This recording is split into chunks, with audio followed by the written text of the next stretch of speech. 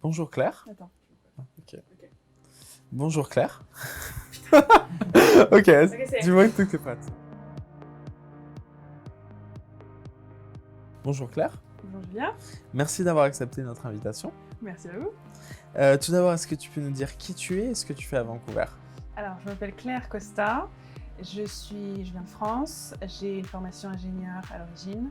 Je suis arrivée à Vancouver il y a 7 ans. Et je suis actuellement slasheuse, pour utiliser un mot qui a été créé par Marielle Barbe en 2017 dans son bouquin Slasher, cumuler les métiers, plus comme ça.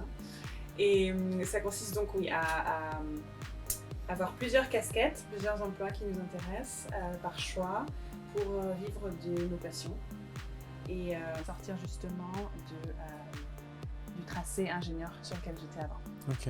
Bon, je pense qu'on va revenir sur ton parcours, mais tout d'abord, pourquoi tu es venue au Canada et qu'est-ce que tu espérais trouver ici? Alors, je suis venue au Canada dans le contexte de la fin d'une expatriation en Chine. Je suis arrivée ici pour des raisons personnelles, mais j'étais ouverte à l'aventure, pourquoi pas. J'avais pris le temps de découvrir quand même un peu le Canada avant vraiment de faire mon PVT, etc. Et de voir par exemple qu'il y avait une grande souplesse, une certaine flexibilité pour la création d'entreprise, pour la reconversion si j'avais envie de faire autre chose. C'est ça qui m'a convaincue de m'installer. Je suis donc allée faire mes papiers, je suis arrivée ici et en effet, 7 ans plus tard, ça y est, je suis dans un mode de vie plus flexible avec plusieurs activités qui ne sont pas forcément en rapport avec ma formation initiale. Et donc revenons sur tes activités. Donc aujourd'hui tu es slasheuse, comme tu nous l'as expliqué. Comment tu es arrivée à créer ces multiples emplois?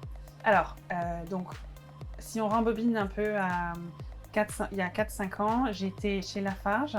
J'avais réussi en travaillant dur et en faisant juste assez de politique à un job à grosse responsabilité. Et je me suis rendu compte en fait que c'était pas vraiment forcément en ligne avec mes valeurs.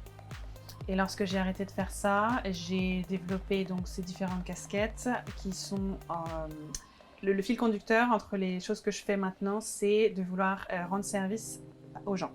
Donc la première chose que je fais notamment, c'est du service aux petites entreprises, des gens qui sont les toutes petites entreprises qui sont gérées par des passionnés, donc des gens qui sont passionnés d'architecture, qui sont passionnés par la fringue, qui sont passionnés par le comportement animal.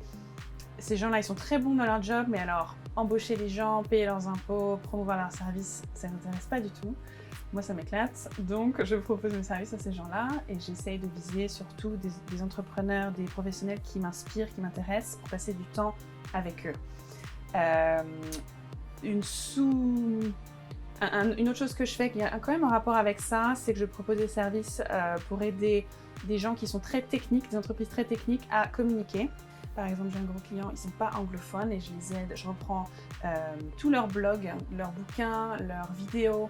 Quand ils vont parler sur scène à une grosse conférence, on les prépare, notamment au niveau prononciation, vocabulaire, impact, etc. Pour qu'ils puissent mieux véhiculer leur message et avoir plus d'impact. Une troisième chose que je fais, je représente un produit, un ionisateur à eau. Le but étant de transformer l'eau du robinet en une eau qui a des propriétés électriques qui ont des impacts sur la santé et sur le mode de vie à la maison pour éliminer en fait tous les produits chimiques, les nettoyants. Et la quatrième chose que je suis en train de développer, je suis en train de professionnaliser une activité que Bussy Talent m'a donné l'opportunité de découvrir sur les 2 dernières années, c'est le mentorat. J'ai pu travailler donc avec une mentee, j'ai vu les fruits du travail qu'on a fait ensemble et j'ai vu que ça touchait à mes valeurs, ça me parlait beaucoup, c'est quelque chose qui m'intéresse et ça suit toujours ce fil conducteur de vouloir impacter, que ce soit une petite entreprise ou une personne dans leur développement, dans leur impact. Ok, très bien, ça fait beaucoup de choses en même temps.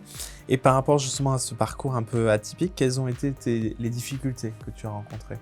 Alors les difficultés, je pense que on entend beaucoup, je parle avec d'autres expatriés et beaucoup de nos familles ou de nos amis à la maison pensent que c'est facile, l'expatriation c'est facile, le Canada c'est plus facile que... Il n'y a rien de facile. C'est vrai que justement, de laisser ces gens-là derrière, de quitter sa zone de confort et de venir ici, dans une culture qui est quand même vachement différente, apprendre une nouvelle langue, enfin apprendre ou peaufiner une nouvelle langue, reprendre sa prononciation, se faire reprendre tout le temps. Il y a des remarques peut-être parfois pas très malines culturellement, qu'on se prend dans les dents de temps en temps. C'est difficile de garder son premier emploi au Canada. Je crois que la moyenne, c'est 5 mois avant qu'un Français, malheureusement, doive trouver un autre job parce que culturellement, au début, c'est très dur de trouver un bon fit. Donc c'est vrai qu'il faut jouer la carte de l'assimilation, de l'intégration assez rapidement, grâce notamment à des associations comme Licita. Une autre difficulté, ce serait plus au niveau personnel, c'est d'arriver à faire le choix, d'arriver à prendre la décision, à prendre conscience de la chance qui nous est donnée ici, de faire ce dont on a envie, même si ça veut aussi dire beaucoup de travail évidemment, parce qu'il faut être bon, sinon on n'en a pas de clients. Ouais. Et par rapport à tout ça, quel serait le conseil que tu voudrais partager à un nouvel arrivant francophone? Alors, un francophone, en arrivant ici, va se heurter à... Donc, la solitude, assez rapidement, on la ressent, justement à cause des différences culturelles. Donc, la première chose à faire, je pense que ce serait, et c'est quelque chose que les francophones font très naturellement, de trouver d'autres francophones qui vont comprendre notre sens de l'humour, qui vont comprendre nos préférences culinaires, qui vont comprendre comment on fonctionne. Ça, c'est vital pour la confiance en soi, pour l'endurance, pour garder de l'énergie, pour aller de l'avant. Mais alors, il faut aussi, parce que je vois des gens pas mal rester dans le milieu francophone et pas du tout s'intégrer, et je pense que c'est vraiment dommage. Je pense qu'il faut absolument passer aussi un temps non négligeable, complètement en immersion dans la mosaïque culturelle qu'est Vancouver, dans la richesse de ce que la ville a à offrir, pour explorer justement ces opportunités-là et voir si on ne peut pas justement se réinventer d'une façon ou d'une autre en dehors de la francophonie, parce que c'est pour ça qu'on est venu ici, c'est pour apprendre d'autres choses, s'exposer à autre chose. Et donc là maintenant ça fait 7 ans que tu es là, quel est le bilan que tu tires de cette expérience? Le bilan de mon expérience ici, je pense qu'il est au niveau développement personnel. J'étais encore dans la mentalité les études en France, l'école d'ingénieur, que j'allais être sur pas un rail, mais un peu quand même d'être dans une grosse boîte française. Et d'ailleurs, je l'ai fait au début, c'est ce jeu-là que je jouais.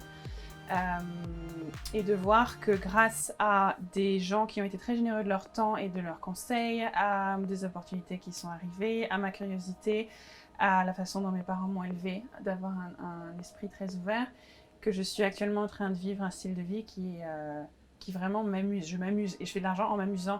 Donc c'était pas forcément concevable au début que ça se fasse. Donc c'est vraiment développement personnel, mettre à profit cet environnement vraiment très propice au développement. Très bien. Merci Claire d'avoir partagé ton expérience et ton parcours. Si la communauté veut en savoir plus sur toi, comment peuvent-ils se connecter? Alors, tout simplement par LinkedIn, je pense. J'ai pas listé toutes mes activités pour diverses raisons, mais c'est moi. À partir de là, on peut tout à fait prendre contact. S'il y a quelque chose qui, moi, m'a beaucoup servi quand je suis arrivée, c'était justement d'aller prendre contact avec des gens, de leur offrir un café ou juste de passer un coup de fil et de